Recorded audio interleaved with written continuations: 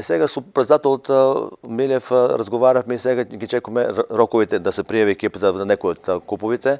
Сакаме да се приеме първо Лига на шампионите, бидейки ние по автоматизъм и това го освоихме това место.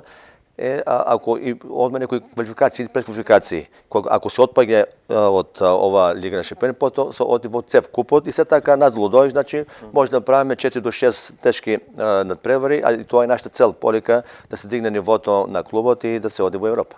В разговори с Владо, мислям дека Злобин има големи шанси да остане и плюс да донесе още един негов суиграч на центарската позиция, около 2-5, 2-8, 7 блокер. И сега ќе видиме ке останува местото премачка диагонала.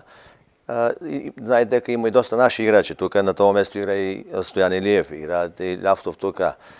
На место 7 блокера исто е Филип Маджунков. Така да, мисля, нашите играчи ќе се направим обед, ќе видиме што како стоят работите.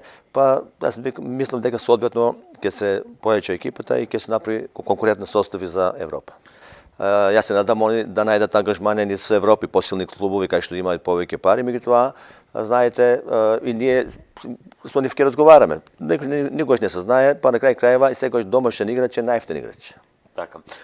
Добро, ова кога се очекува овие рокови? Кога може... До 13 јуни се пријават екипите, а жребката е околу после 20-22 јуни.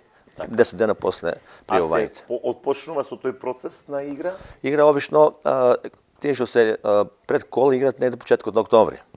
Сега зависи колку екипи ќе се пријават во Европа. И они по бројот на екипите се прават и групите.